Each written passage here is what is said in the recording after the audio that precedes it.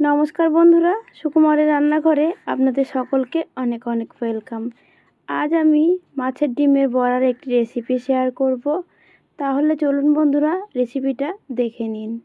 তার জন্য লাগবে আমার এখানে মাছের ডিম। আমি এখানে 200 গ্রাম মাছের ডিম নিয়ে নিয়েছি। ভালোভাবে জল দিয়ে ধুয়ে পরিষ্কার করে নিয়েছি। এবার মাছের ডিমটা একটা বাটিতে দিয়ে দিলাম।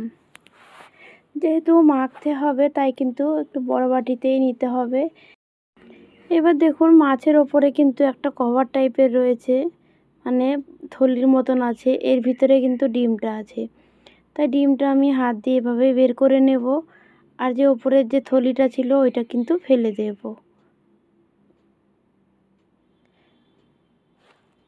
ওইটা ফেলে দিয়ে ডিমটা দেখুন ভালোভাবে ভেঙে নিয়েছি।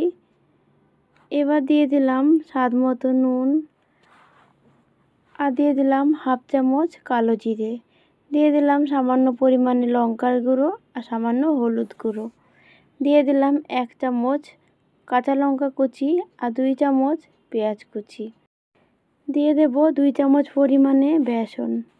বেসন দেওয়ার পরে সব কিছু ভালোভাবে মেখে নেব। বেসনটা কিন্তু খুব কম পরিমাণে দিতে হবে।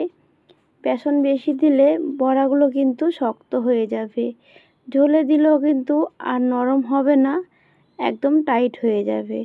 এইভাবে কম বেসন দিয়ে করলে কিন্তু ঝোলে দেওয়ার পরেও বড়াগুলো অনেক সফট থাকবে।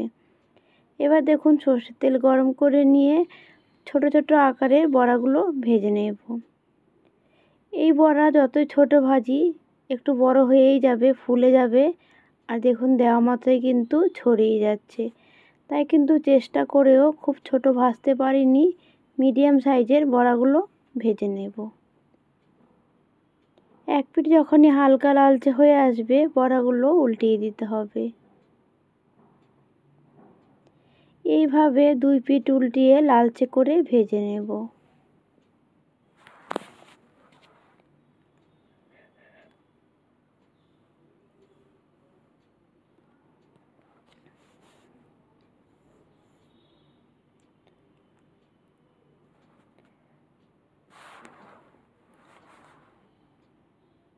বড়াগুলো আমার এখানে লালচে করে ভাজা হয়ে গেছে। এবার দেখুন তেল ঝরিয়ে তুলে নেব। বাকি যে বড়াগুলো আছে সেম একইভাবে ভেজে নেব।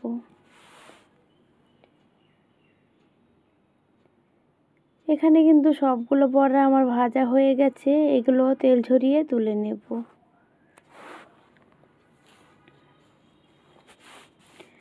বড়াগুলো ভেজে তুলে নিলাম। এবার দেখুন বড় সাইজের যেমন বড়া সেই সাইজের আলু কেটে নিয়েছি বড় বড় করে। আলুগুলো তেলে দিয়ে দিলাম। এবার লালচে করে ভেজে তুলে নেব।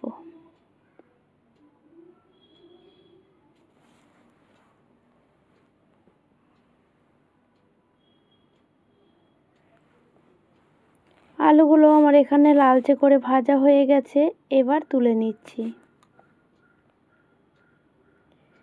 এবার দেখুন ফোড়ন দিলাম হাফ চামচ কালো জিরে, 2টো শুকনো লঙ্কা আর একটা তেজপাতা। ফোড়নটা ভেজে নেব। ফোড়ন ভাজা হয়ে গেলে 2টো মিডিয়াম সাইজের পেঁয়াজ কুচি দিয়ে দিলাম। পেঁয়াজ কুচি লালচে করে ভেজে নেব। 1.5-2 মিনিট ভাজার পরে পেঁয়াজগুলো কিন্তু লাল করে ভাজা হয়ে গেছে। এবার এর মধ্যে দিয়ে দেব আদা রসুন বাটা। 2 চামচ পরিমাণে আদা রসুন বাটা দিয়ে দিলাম। এবার আদা রসুন বাটার কাঁচা গন্ধ চলে যাওয়া অবধি ভাজা ভাজা করে নেব।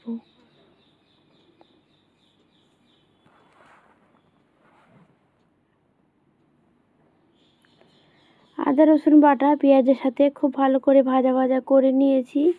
এবার দিয়ে দেব টমেটো বাটা। বড় সাইজের একটা টমেটো বাটা দিয়ে দেব। আবারও সব কিছু ভালোভাবে মিশিয়ে নেব। মিশিয়ে নেওয়ার পরে কিন্তু টমেটোর কাঁচা গন্ধ চলে যাওয়া অবধি কষিয়ে নিতে হবে। টমেটো প্রায় কষানো হয়ে গেছে। এবার কিন্তু এর মধ্যে আমি গুঁড়ো মশলাগুলো দিয়ে দেব। স্বাদ মতো নুন দিয়ে দিলাম, হাফ চামচ জিরের গুঁড়ো, হাফ চামচ হলুদ গুঁড়ো আর হাফ চামচ পরিমাণে লঙ্কার গুঁড়ো। এবার সমস্ত উপকরণ খুব ভালোভাবে মিশিয়ে নেব। তারপরে দেখুন সামান্য একটু জল দিয়ে দিলাম। এবার মশলা থেকে তেল ছাড়া অবধি কষিয়ে নেব।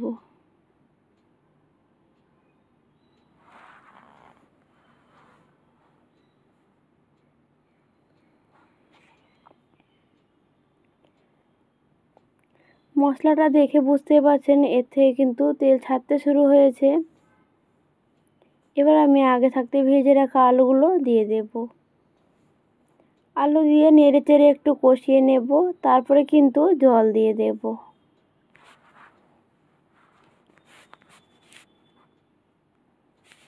আলু নেড়ে চেড়ে মিশিয়ে নেওয়ার পরে জল দিয়ে দিলাম। জলের পরিমাণটা একটু বেশি দিতে হবে, যেহেতু এর মধ্যে বড়াগুলো দেব। বড়াগুলো কিন্তু অনেকটাই ঝোল টেনে নেবে, তাই জলের পরিমাণটা একটু বেশি পরিমাণে দিলাম।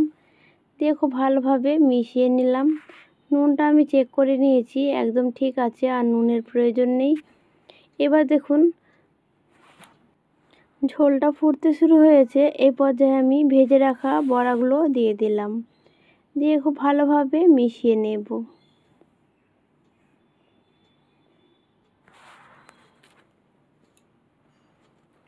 আলুটা চেক করে নিয়েছি, আলু একটু সেদ্ধ হতে বাকি আছে, তাই আমি ঢাকা দিয়ে দেব আরও 2 থেকে 3 মিনিটের জন্য। অবশ্যই গ্যাস কমিয়ে রান্নাটা করতে হবে।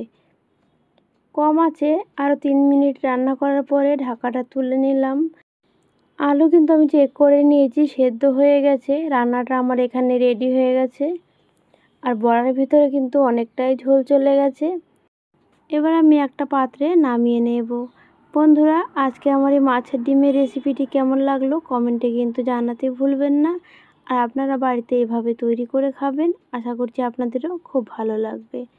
তাহলে বন্ধুরা, আজকের জন্য এটুকুই। আবার আসবো অন্য কোনো দিন অন্য কোনো রেসিপি নিয়ে। ততক্ষণ আপনারা সকলে খুব ভালো থাকবেন। ধন্যবাদ।